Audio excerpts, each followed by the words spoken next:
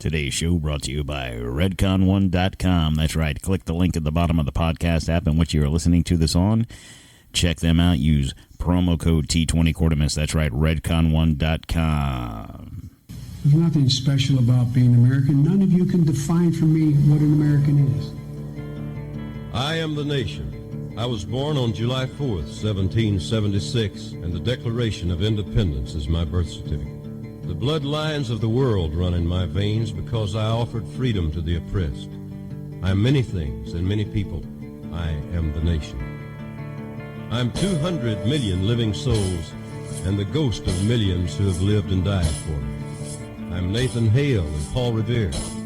I stood at Lexington and fired the shot heard round the world. I'm Washington, Jefferson, Patrick Henry. I'm John Paul Jones, the Green Mountain Boys, Davy Crockett. I'm Lee.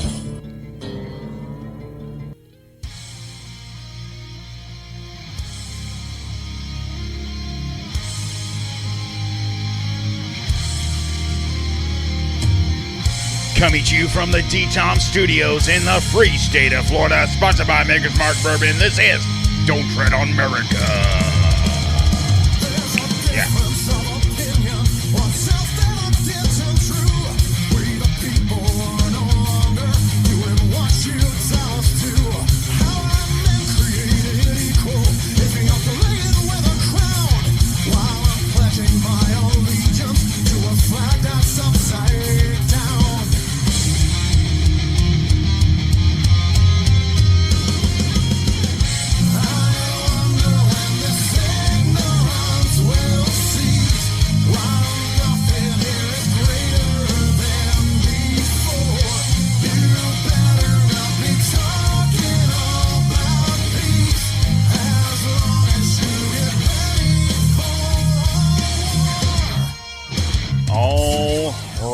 How's everybody doing out there today? It is Monday, March 30th, 2026. Sorry about the long gap there. That's what she said. Yeah, long week last week, guys. I worked like 65 hours. Come on. Come on. Told you guys before, I'm just a dude with a full-time job and a part-time podcast, all right? So, I'm back. I'm going to get you a couple shows this week. Hopefully, my week won't be as rough. Couple of things, guys, before we get to it. Thank you. We're still ranked number 36th in the world of podcasting conspiracy theory shows. It's you guys. Also, make sure you're following the show on social media. Don't Tread on America on Facebook, Instagram, True Social, on the Ticker Talker. And, of course, on the Twitter X Machine, DTOM Podcast 1776. And don't forget about Rumble. Don't Tread on America TV. And, guys, the DTOM Store, still there. T-shirts, license plate frames, whiskey glasses, beer glasses, glasses. I got teddy bears. I got all sorts of shit. Go to the DTOM Store, guys. All proceeds go to the Tunnels and Towers. I don't take a dime. I don't care about the money. I just want the merch out there so people start looking at it and start checking out the website. And speaking of which, the website, if you're not on social media, go to the website. You can see all that other stuff from the website. It's DontTreadonMerica.com. And if you want to email me and talk to me personally, I answer all the emails because it is me, myself, and I. The email address is DonQ at DontTreadonMerica.com. And let's crank this show up a little bit of damn Yankees. I'm being told that I might get in trouble for doing this, but you know what? The show isn't big enough for anyone to notice yet. But, courtesy of one Ted Theodore Nugent, this is Damn Yankees. Don't Tread on America version. You know what we do around here. We're going to talk about the proposed possible upcoming lockdowns coming to a country near you. It's going to be a good show, guys. It's probably going to piss you off because it pissed me off writing it. Hang tight.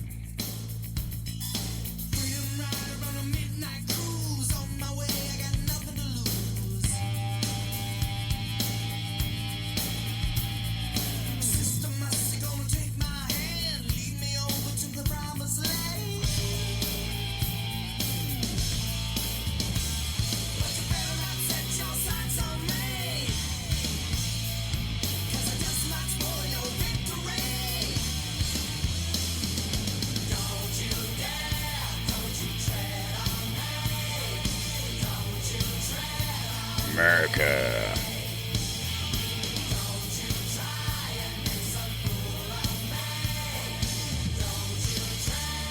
America. All right, folks, welcome back to the only podcast that refuses to kneel to the globalist boot on your neck. Of course, I am Donq, your host, coming to you from the heart of the fight for freedom, right here in the good old US of A.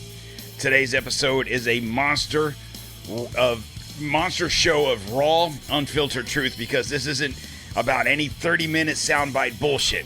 We're talking the real deal, the so-called world energy crisis, the oil shock from the Straits of Hormuz mess, the whispers of a pandemic-style lockdowns creeping back in, brownouts, LNG shortages, food prices soaring through the roof, and yeah, the very real chances this explodes into civil unrest when regular Americans can't fill their tanks or feed their kids.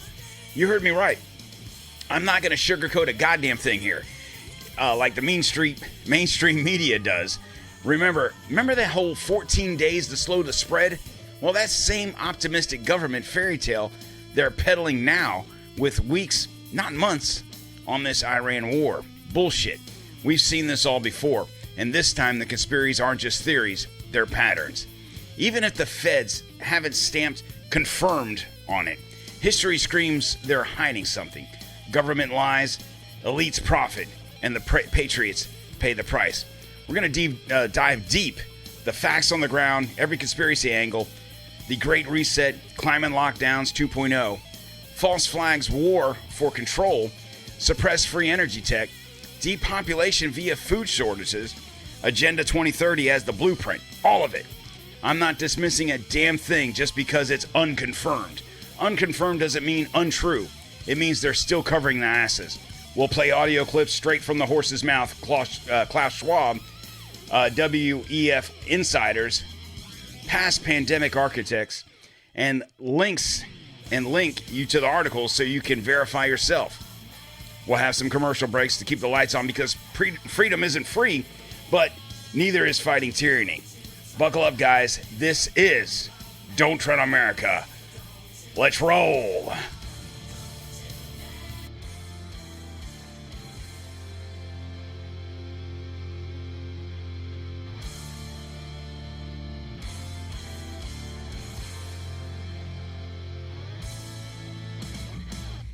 All right, guys, let's start with the quote-unquote official narrative so we can tear it apart, rip it, shred to shreds, kind of like Hulk Hogan ripping up the t-shirt. Yeah, brother.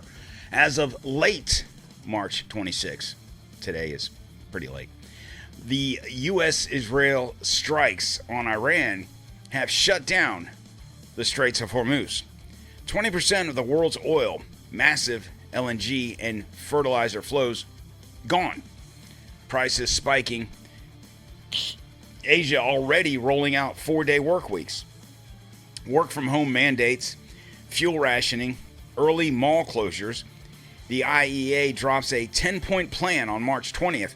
That sounds exactly like COVID light, right? Work from home, slow down on the highways, skip non-essential travel.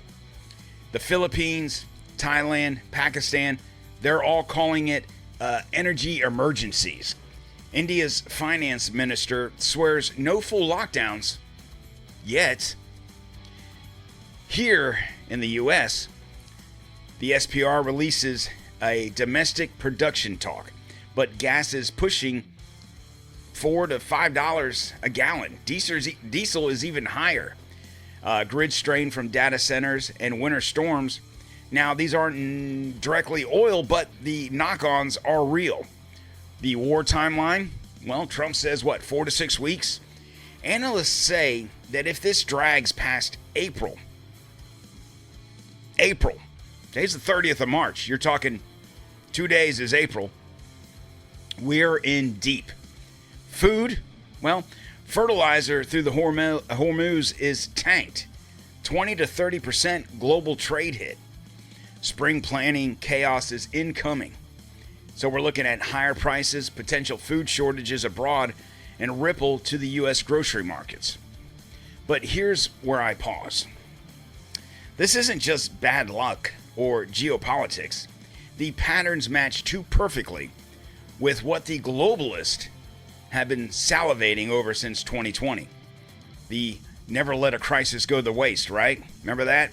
And if the war stretches into summer, well, yeah, those energy lockdowns could hit harder everywhere, including here. Not full house arrests, maybe, but enough to crush truckers, factories, and anybody who cannot work from home, which is most of us. I think it's 25% of the U.S. jobs are capable of working from home. 25%. That's it. I would assume that most of you guys listening to this do not fit that mold. So you're looking at job losses, unaffordable food and fuel, civil unrest, but we'll get there. But first, the conspiracies, they don't want you connecting. We'll do a quick break real quick, though, because this is a good one. Guys, I'm proud to say this right now. The calls have been answered. The emails have been answered. But they have it. They have it. I have to tell you, Alp is a sponsor of this show. I use Alp. If you're watching this on Rumble, Don't Tread on America TV, you saw me pop one of these in my mouth prior to starting the show. Now, if you do watch the show on Rumble, you see me put a Nick pouch in my mouth every show. For the last couple of months, I have not been using Alp. But Don, you talk about Alp. It's great. It is great. My problem with Alp was that they don't have 12 milligrams. Or they didn't. They do now, guys. 12 milligram strength. I have a crippling nicotine habit, some would say. That's fine. I started with 3s. Alp was 369. The goose drank wine. The monkey chewed tobacco on the streetcar line. The line broke. The monkey got choked. And they all bought some Alp. They went to alphouse.com/DTOM. Got you 20% off. Guys, I'm going to have to make another email, though, because I think I need some 15s. I think we need 15s. Guys, when the stress of this clown world hits you, you need something clean, strong, and American-made to keep your edge. That's Alp nicotine pouches. No smoke, no spit, just pure focus on your lip. Like I said, go to alphouse.com/DTOM. 20% off your first order. Stay sharp, stay free. We'll be back in just a second.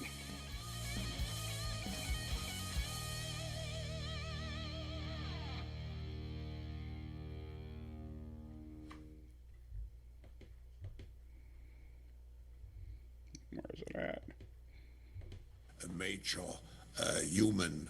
That's Klaus Schwab, guys. 5-6 years ago. Since we are coming at the end, let me just the Great Reset podcast, as it was called, by saying we are at a turning point of humankind. I think we should not underestimate the historical significance of the situation we are in. We know the world will look differently when we move out, hopefully as soon as possible, from the acute phase of the virus into a new situation. Now, we have 3 options for the new situation. The first one is that all the negative aspects which we have seen during the crisis, and I refer to the egoism which has increased, I would say, on an international, national, but also, let's face it, on an individual level, that these negative tendencies will even increase, will continue, and I don't want to be too much a pessimist, but I would say in this case, I'm very concerned about the life of my grandchildren. The second situation is that people assume we are just going back to the good old world which we had, and everything will be normal again in how we are used to normal, in the old fashion. This is, let's say, fiction. It will not happen. the cut which we have now is much too strong in order not to leave traces. And then we have the third possibility, to construct a new concept based on the learnings, on the observations we have seen, and to create really, and I come back, a more resilient, a more inclusive, and a more sustainable world. So some people may say this is too idealistic, but what other choice do we have? At least we have to try. We may fail, and next generations, or even we ourselves, will have to pay the price for our failure. At least we should try it. And I can just promise you on behalf of the forum, of our partners in governments, business, civil society, and so on behalf of my colleagues, and we will try to be on the constructive side. It will be an interesting journey, a journey which probably will last for quite some time. The annual meeting will be a major factor in it. So I'm looking forward to continue this discussion with you, and hopefully to continue the discussion by showing that we make maybe only small, but at least we make progress. Klaus. So that was one Klaus McGillicuddy Schwab, the evil dictator himself.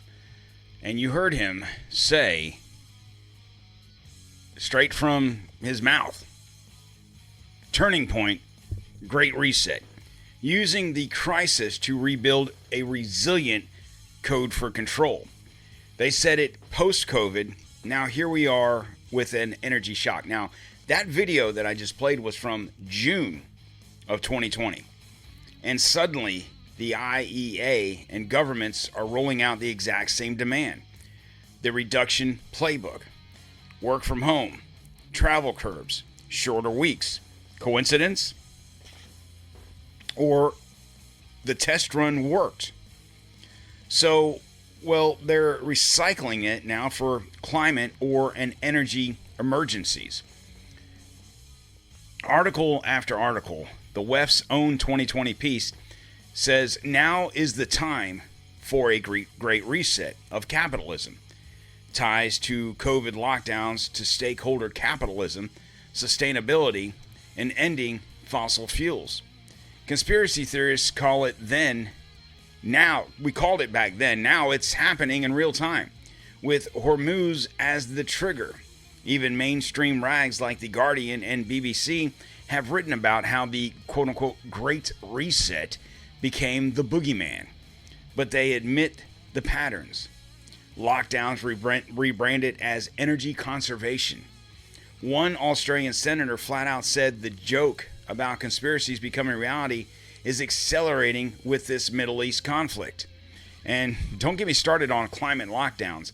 Back in 2020 and 2021, articles floated it. A Guardian headline about needing lockdown level cuts every 2 years for Paris goals. The WEF tweets about how COVID emissions drop proved cities could change. Conspiracy or preview? Now, with oil at record spikes and fertilizer shortages, food prices are exploding. It's the perfect storm for you will own nothing and be happy while they ration your gas and your groceries. Is the government hiding info? Well, hell yes, they are. History proves it. Gulf of Tonkin, Operation Northwood docs, COVID origins lab leaks buried, then admitted. Fauci's not arrested. Why trust them now when the WEF insiders openly talked angrier world and needed more security? So this ties to Agenda 2030. UN Sustainability Development, same elites, same goals. Meat bans disguised as sustainability. Bugs for protein. It's all there if you read between the lines. Suppressed free energy. This was something that was going on during Nikola Tesla's thing, and we'll hit that next. But the tech to end scarcity exists. Patents classified under Invention Secrecy Act since 1951. Oil barons and globalists don't want abundance, they want control through scarcity. Folks, I could rant on this for hours, and we will in the full episode when the full episode drops. Patterns don't lie. Even if every dot isn't proven, the government's track record means we assume they're hiding until otherwise proven. Next commercial, guys. We'll be right back. Hang tight.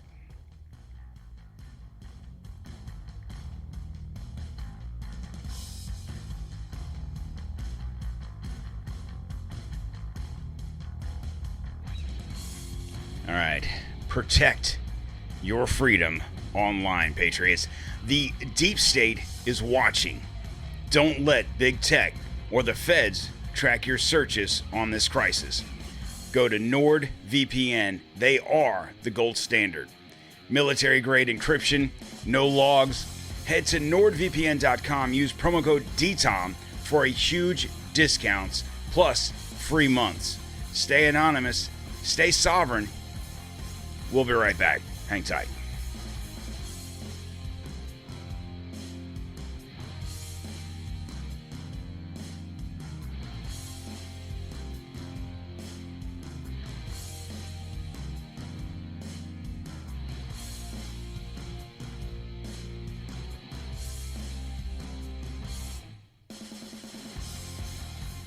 War as false flags or provoked. Look at the beneficiaries.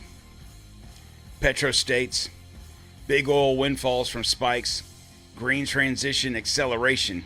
Articles from 2026 already call this the biggest disruption ever, bigger than 1973. Who gains if America's distracted? Prices soar and lockdowns normalize control. Globalists pushing CBDCs, digital IDs tied to your carbon score. Food shortages. 33% of the fertilizer in this world flows through the Hormuz. FAO warnings of shocks. Conspiracy angle is deliberate, like in 2022 theories on engineered famine, now amplified. Depopulation agenda. Reduce population via starvation, disease, war. Ties straight to the WEF. You'll own nothing. U.S. insulated somewhat, but prices will crush families. Not everyone can work from home. Truckers, farmers, factory workers hit the hardest. Job losses equal desperation, equals unrest. Yellow vest, trucker convoys, scale to hit the U.S. and its 1970s gas riots on steroids, but with post-COVID trust at zero. Suppressed tech. We've seen this. We've done shows on this. Free energy devices. Cold fusion. Tesla tech buried by Invention Secrecy Act. Not Tesla, what's his face? Elon Musk. We're talking Tesla. Nikola Tesla. By the Invention Secrecy Act. Patents vanished. Why? Oil money and control. Government hides abundance while preaching scarcity. Civil unrest chances are low in the short term, but if war drags past May, you're looking at a 30 to 40% increase for protests turning ugly. Now, this past weekend, they just had the No Kings rallies around the country. What's going to happen? This is in March. This was this weekend. So what was that? The 28th. Is this pushes if we go more than 4 to 6 weeks? 4 to 6 weeks. He said this last week. So you're talking April into May, right? And they have another no kings, and then there's another, and then everyone's pissed off because these no kings rallies are starting to get bigger. And it's not necessarily that people, I want to believe that people don't actually think that Trump is a king, but the people that are starting to join these protests are people like you and I that are opposed to what's going on right now. These protests will get worse, they will get bigger, and they will get ugly. People can't afford food or fuel. They will revolt, and elites know it. That's why the prep for an angrier world, we're the resistance, guys. One more break, and I'll be right back. Hang tight.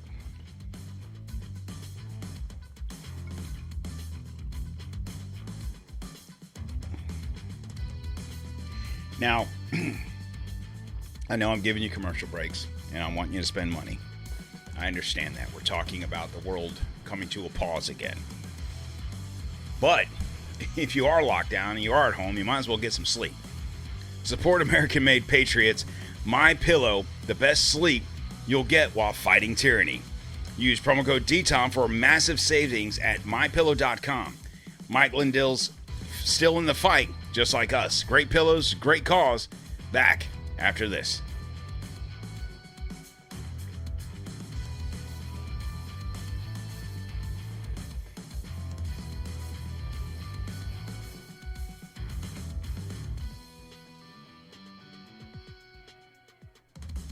All right, so some predictions. If it is a short war, as Trump is telling us, that will equal limited pain. He says short-term pain for long-term gain, right? Isn't that what he said? But a long war equals deeper energy lockdowns globally. The U.S. prices will spike and voluntary conservation turning mandatory. Food chaos abroad, inflation here. Unrest rises if elites overplay. But Americans, we don't kneel.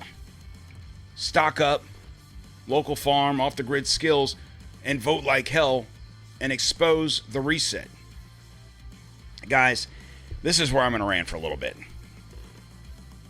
Now, this is different than COVID in the sense of this. When COVID hit, you had a good portion of people here in America, and I don't know how it was exactly in other countries, but in America, you probably had a 50-60% of a refusal. People that didn't wear masks, people that didn't comply, people that said, fuck that shit, we're doing whatever we want. And you also had states that didn't fall by these rules. Now, I live in Florida. We did initially play by the rules for about a month or so. And then DeSantis slowly opened everything back up. And by the summer, because it started in March of 21, right? No, March of 20. And by summertime of 20 in Florida, we were 100% open. And they tried to, I say they, businesses, tried to push mask mandates, but at least our governor at the time, DeSantis, kind of unsure about what his thought process is nowadays with this whole Israel crap, but nonetheless, with that situation, he didn't push the lockdowns, the mask, and all that crap. But with that being a virus, and we were unsure of, there was a lot of leniency. In this type of a situation, they don't have to impose necessarily lockdowns. They don't have to demand you to work from home, to save fuel, to do these things, because if there isn't any fuel, they don't have to impose it because you can't get gas to go anywhere. And you, by chance, by choice, will, or by no choice, will impose your own lockdown and travel restrictions. What it means is for people that are unable to work from home, okay? And I'll use myself for an example. My wife doesn't have to go to work. She's retired, okay? However, I get up at 11 o'clock at night to go into work at about 12:30 in the morning. to do what I have to do, whether I'm in my personal car or I'm in a work truck. Either way, either of those vehicles take gas, take fuel. One takes gas and one takes diesel. And I'm working 10 to 12, 14 hours a day some days. And I'm sure a lot of you guys are in that same situation. Because no matter where you work in the food industry, you work in retail, you work in a warehouse, you drive a truck, I don't know, I think that covers you're in construction, you're in farming. All of those things require fuel. Well, Don, I work at a restaurant. How does that require? You got to get to work. That's what I'm saying. And you can't work from home and wait tables or cook food or whatever the case may be. You can't work from home and work at your retail establishments, which is a double whammy, because if people aren't at the grocery stores or people aren't at the Walmart or Target or whatever, remember during COVID, people had essential worker status if you worked in these businesses, if you worked at a retail establishment, if you drove a truck, if you worked in the service industry of some sort, you had what they considered at the time essential worker status.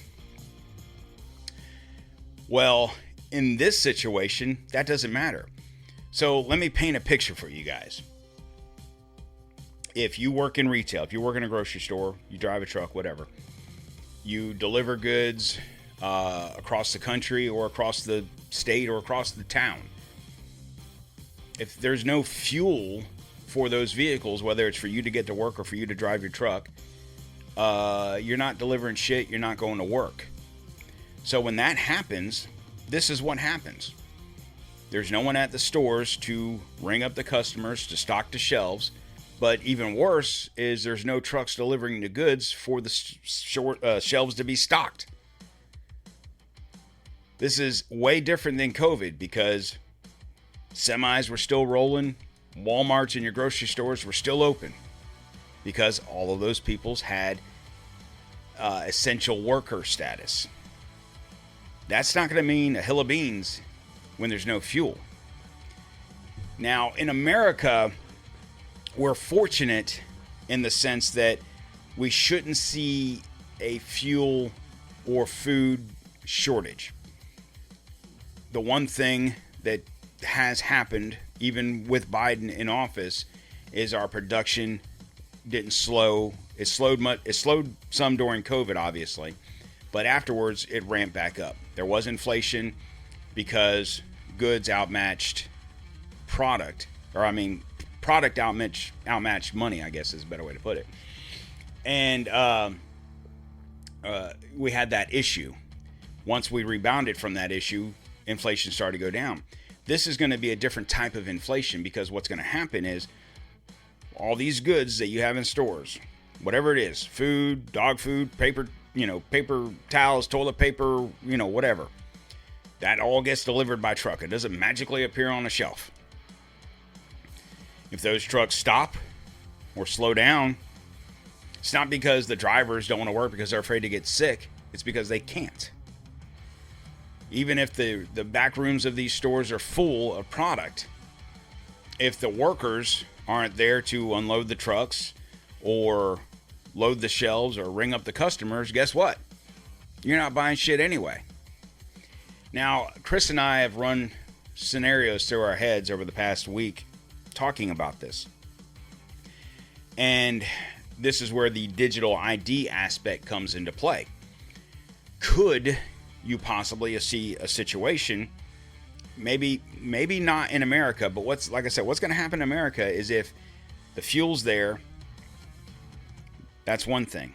But if the fuel for your car is, now I'm not talking about California because I'm sure your fuel prices are through the roof. I haven't actually seen a report on that, but the national average is between $4 and $5 now. Generally, California's $5+ higher than the national average. It has nothing to do with the fuel. It has everything to do with the taxes in California.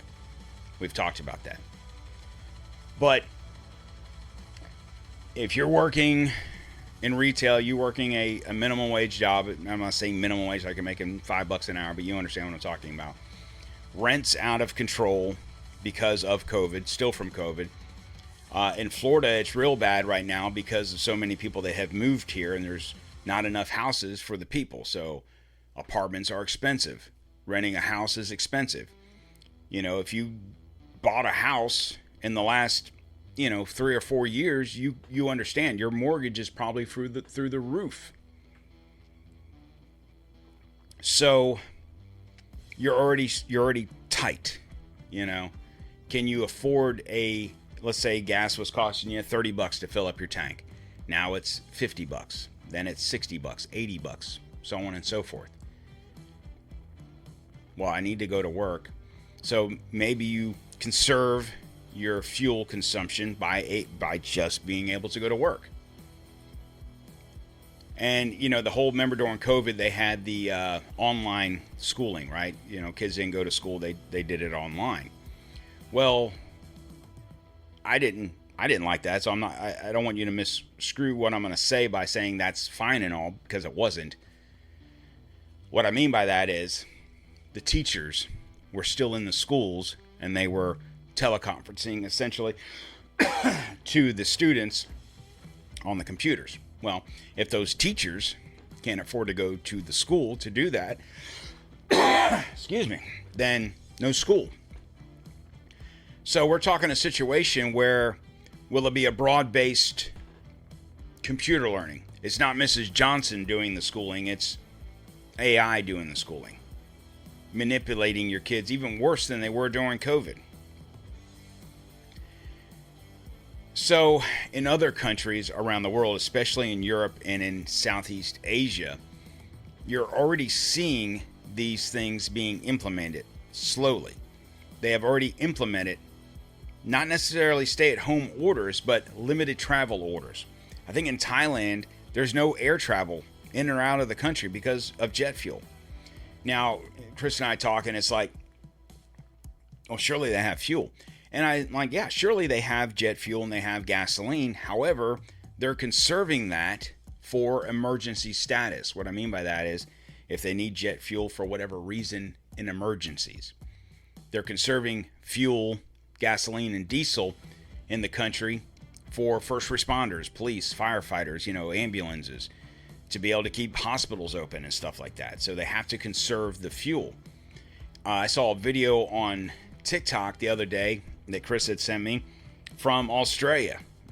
A couple people in the grocery stores in Australia shopping. Stores are empty. Now, if you're listening to this from Australia, I encourage you to email me, Donq at DontTreadonMerica, or find me on the Twitter X machine, DTOM Podcast 1776. Follow the show, number one, but email me. Tell us, send me some pictures, send me some videos. I'll put them on the show. I'll give you credit. I can't pay you for it because I'm broke. But point being is, this is already happening. Most of my listeners come from America, because you could be listening to this right now and be like, Don, you're full of shit. Am I full of shit? It sounds like I'm full of shit right now, but if I said this in 2019 about a possible pandemic of a disease, you would have told me I was full of shit then too. But there we were in 2020. And God forbid if you lived in one of them states that stayed closed for a year or two or more. And you people,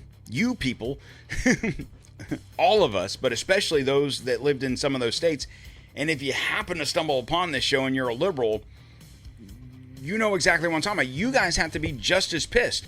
Now you're going to blame it on Trump and say, oh, well, Trump's the one that started a war. I'm not going to argue that fact, because I'm not arguing that fact.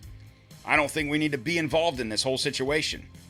But that's not to say that the situation wouldn't have happened whether we got involved or not. Okay? And the people out there doing the No Kings marches and saying on, Twitter and on Facebook and stuff that, well, if Donald Trump wouldn't have been president, we wouldn't have had this problem. Bullshit. Because I'll say this about that. If Kamala had won, okay? If nothing else you can say for the past year, we've seen grocery prices in some categories go down. We've seen the gas prices prior to a month ago go down. Right? There's no argument. That's fact. If Kamala had won, gas prices would have still been high like they were under Biden. Because, like I've said before, even though the presidents don't control the price of oil. They do influence it. When Trump won and he was going to be president and it was drill baby drill, prices went down because the thought process was that America was going to drill, there was going to be oil, and so on and so forth. But if Kamala had won, that would have never happened.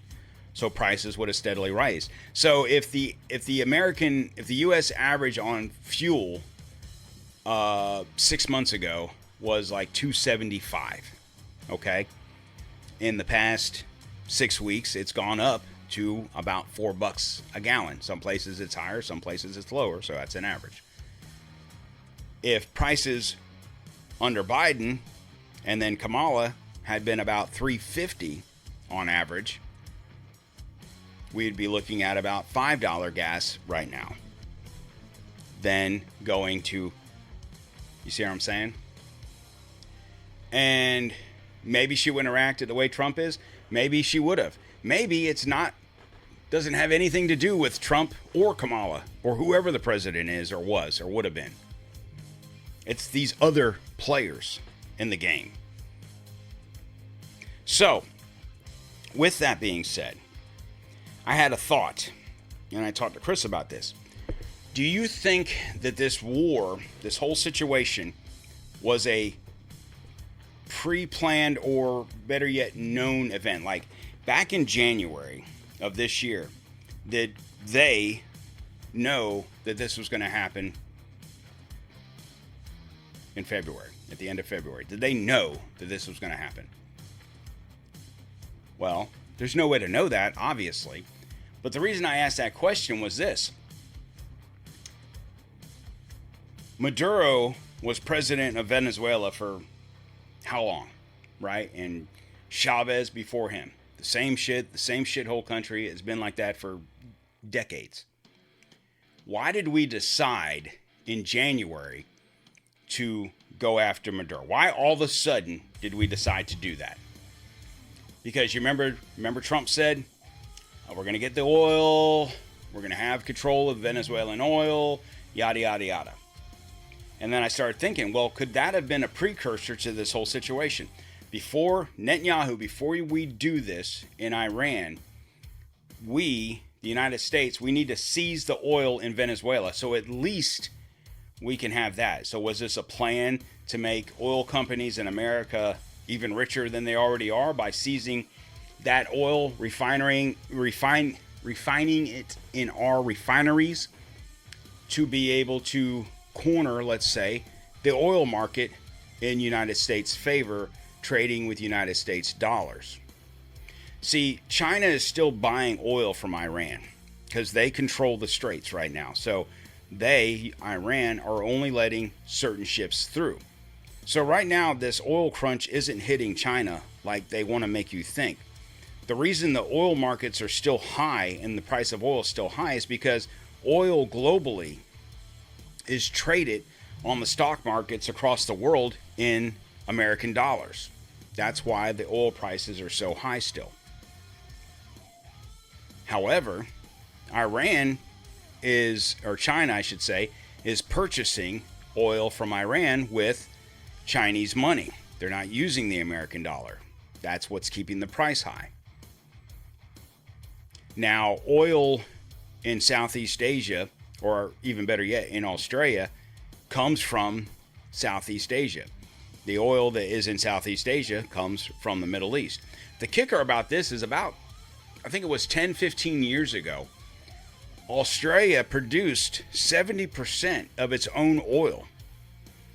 But with these green conservation, the Paris Climate Accords, and all this crap, they decreased oil production in that country.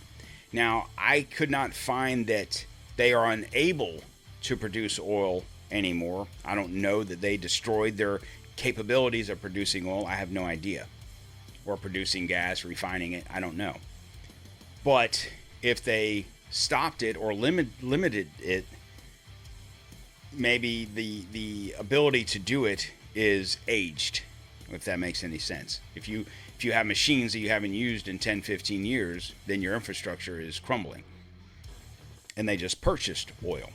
which to me makes no sense. If you're a country that's capable of producing oil, you're capable of pulling it out of the ground and refining it into gasoline, why would you ever want to depend on someone else to support you in that situation? That's like being a country that can't grow food, can't produce oil, can't produce goods, and you're constantly dependent on another country, whatever country that is, because then you're at the choke point of what they say and what they do. They don't want to send you food, they don't want to send you oil, right?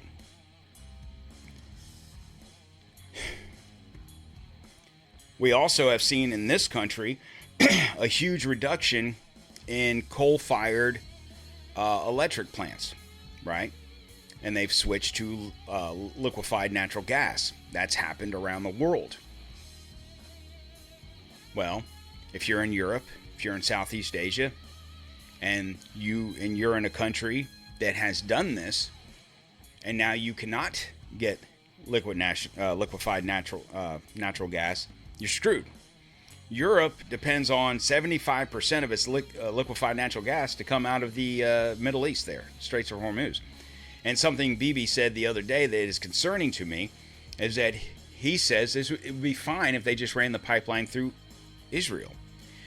And, you know, as much as we can complain about Iran or back in the 70s, Saudi and OPEC and all this shit, do we really want England or Europe? I'm talking to you guys.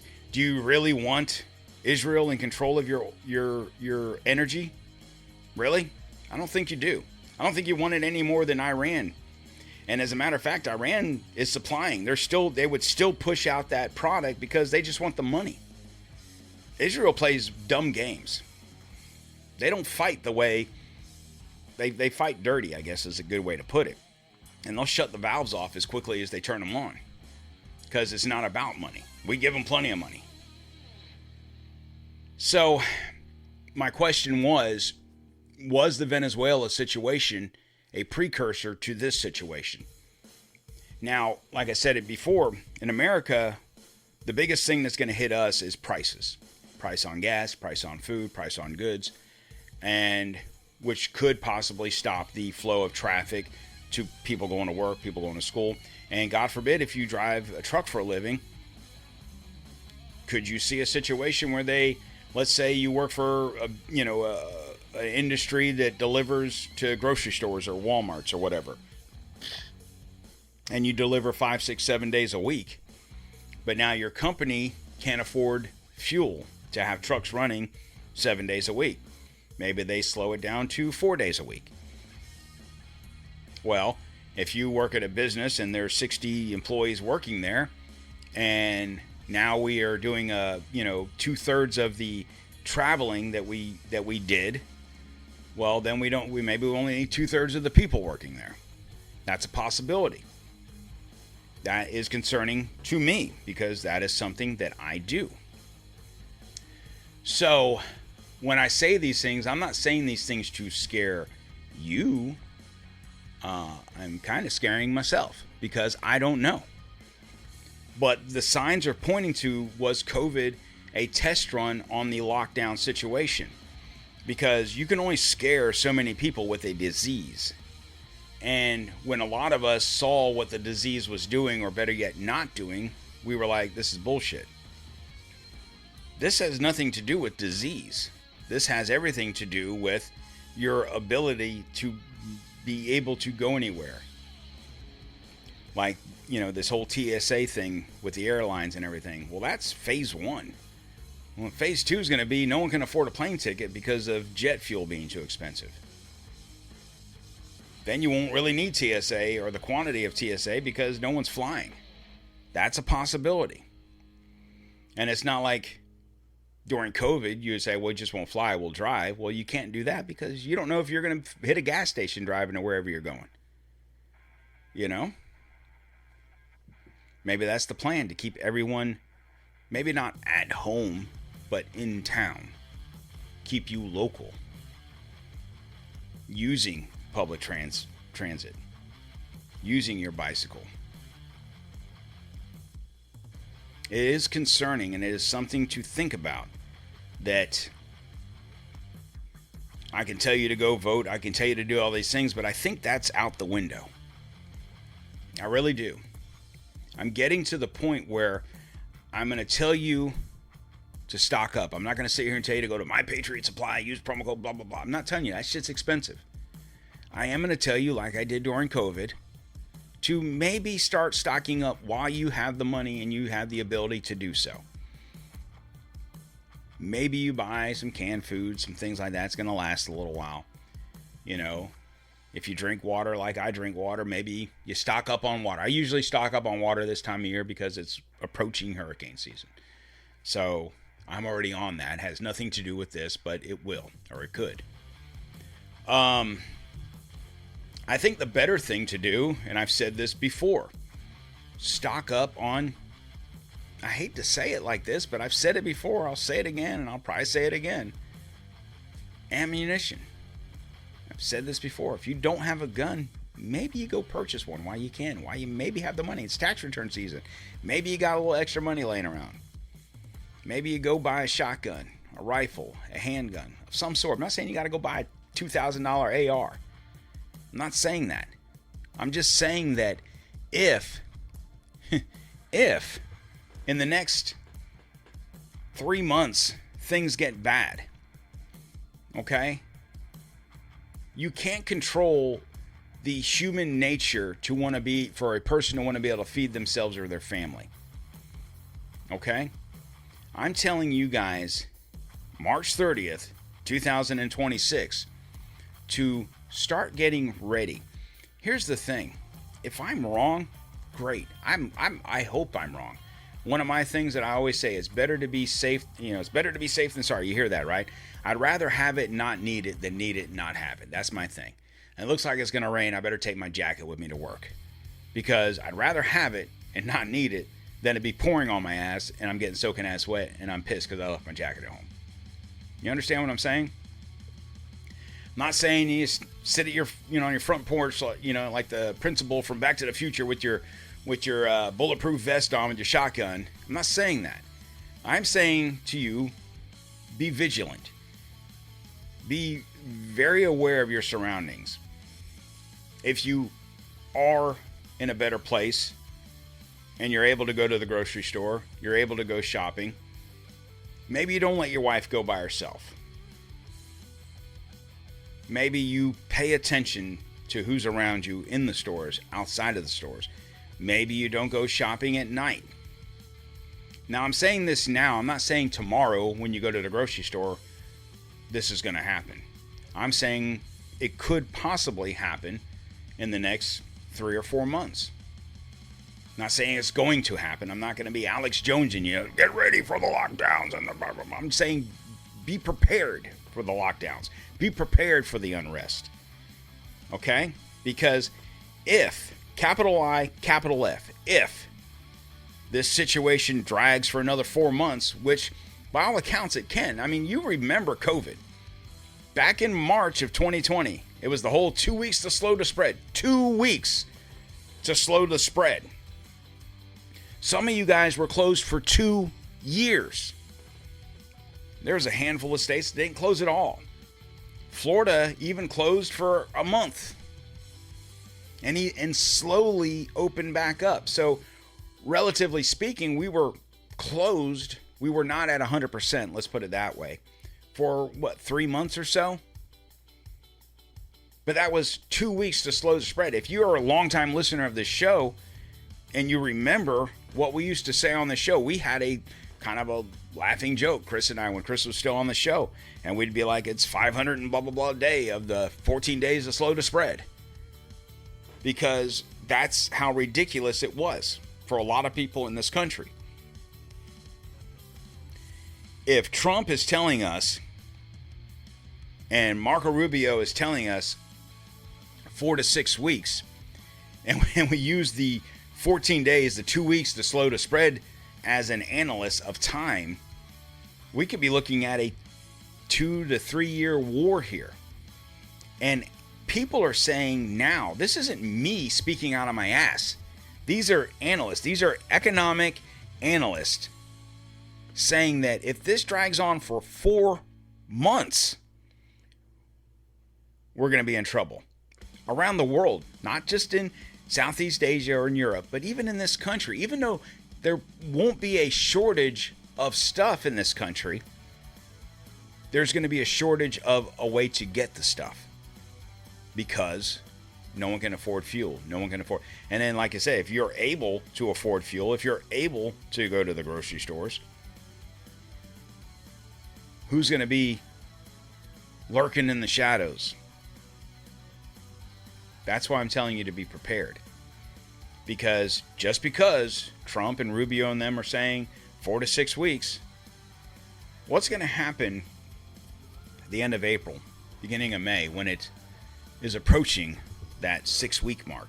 He said this last week, right? So you're talking beginning of May, right? What happens after that? Who are we going to blame then? And I say we, I'm talking about the government. Who are they going to blame then? Well, you know, the Ayatollah, blah, blah, blah, did this and blah, blah, blah, blah, blah, blah, blah, blah. And they're even saying, even if this does end in 4 to 6 weeks, even if they do come to a ceasefire, even if all of this does come true, there's been so much infrastructure over there that's been damaged, it's not like turning the faucet back on. It's not going to be automatic.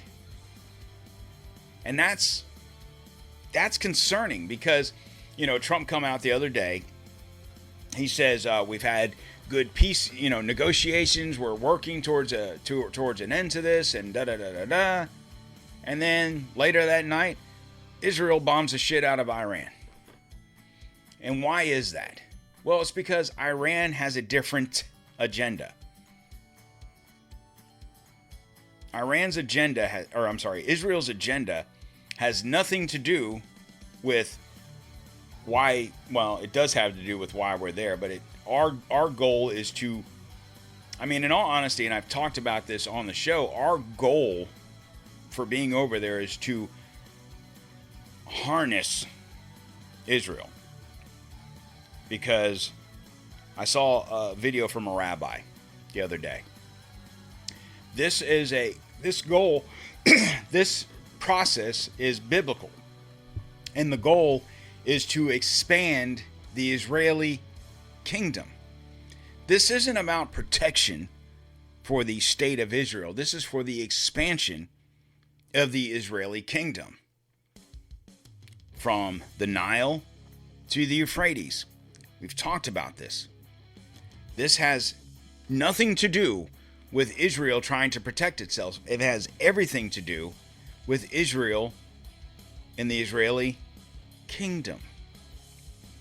Israel currently is not a kingdom. If you think in your history books, you think of kingdoms. Now, like United Kingdom, right? UK, it's called that because 200 years ago, it was a kingdom. It had vast swaths of land. It had America. It had South Africa. It had islands around the world that were under. It had, you know, India. It had Australia. It had land all across this world. They were a kingdom. Some would say that currently America is a kingdom. We don't call ourselves the American kingdom. Other countries do. We don't, but it is. And Israel wants that same thing. They want a kingdom. They want to expand. Their goal is different here. I was listening to Sean Ryan's show the other day where he was interviewing Joe Kent. And there's a lot of questions going on within the government, and you've probably seen it on the news, where the thought process is about bombing energy and water infrastructure in Iran. Well, the reason why America isn't on board with that is because that doesn't help our cause. Okay? If we go into Iran and eliminate their ability to have the lights on and have water for the people, that's just going to make a nation of pissed off people. So the whole thing, when all this started, was you heard, oh, the people of Iran are happy. This is a good time for Iran, and it's a good time for the people of Iran to come together and create a nation, blah, blah, blah. What do you think is going to happen if they don't have any water, anything to drink, or any electricity? What do you think is going to happen? You think those people are going to be happy then? You think they're going to take it out on their Ayatollah, or are they going to be like pissed at America? Option 2. But Sean Ryan said, Joe Kent said that Israel's goals are different than America's. They fight differently than America does. Sean Ryan said, well, they fight the right way. Now, what he meant by that was, remember that old Herm Edwards thing? I don't know, 10, 20 years ago? You play to win the game. Israel plays to win the game. They play to hit their goal. And their goal is to kill everyone. Okay? And I'm going to do another show about that here pretty soon. That as much as we want to be a Christian nation and Christian Zionists and support Israel, and it's our religious duty to do so, if you go through the Talmud, we are what, if you're not Jewish, you're considered a goy, right? Goyism. That's anybody that's not Jewish. It doesn't matter what faith you are or what color you are. You can be white, black, Hispanic. You can be Muslim. You can live in the Middle East. You can live wherever you want in this world. If you're not Jew, if you're not a Jewish, follower of Judaism, Judea, you're what that is. We're all in the same class together if you're not of Jewish descendant. Which means that currently they're focused on the Middle East. What if they fulfill their goal? What if they do get to that end game? Then you have to ask the question, who's next? We've seen this before. We saw it back in 1930s with a person that was in Germany. That was their goal, to expand the German kingdom. That was the goal. The goal wasn't to kill Jews. That was a byproduct of the war. The goal for Hitler was to expand the German kingdom throughout Europe into Russia. That was the goal. So, maybe that'll be the next show. Is Benjamin Netanyahu this century's Adolf Hitler? Guys, this isn't over. The Constitution is our line. Don't comply into slavery, guys. Make sure that you do me a favor. You follow this show on whatever podcast app you're listening to this on. There it is. Follow the show on social media. Don't Tread on America on Facebook, Instagram, True Social, and the Ticker Talker, and of course on the Twitter X machine, DTOM Podcast 1776. Guys, like I said before, if you want to email me, hit me up, DonQ at DontTreadonMerica. Follow the website. Go to the website, follow the show there, subscribe. I won't send you a bunch of crap. DontTreadonMerica.com. But make sure you share this episode, guys. If you have social media, share this to your social media. Share this to your friends. Let them know what's about to happen, because it's about to happen. Guys, if you're on Apple or Spotify, if you could please leave me a review, it'd be great. And I guess that's it. Follow the show on Rumble, Don't Tread on America TV. You guys have a great day. But seriously, guys, I'm not doing this to scare you. I'm doing this to prepare you. Okay? Just please listen to me. Maybe you did a couple years ago when I told you the same thing. Maybe you're rolling your eyes right now and say, Don, we did this already and you're full of shit. Okay, maybe I am. I'm just telling you about what the analysts are saying, what the predictions are, and what is out there. They're laying the groundwork. They started it 6 years ago, guys. It's coming. Be prepared. Other than that, guys, you have a great day.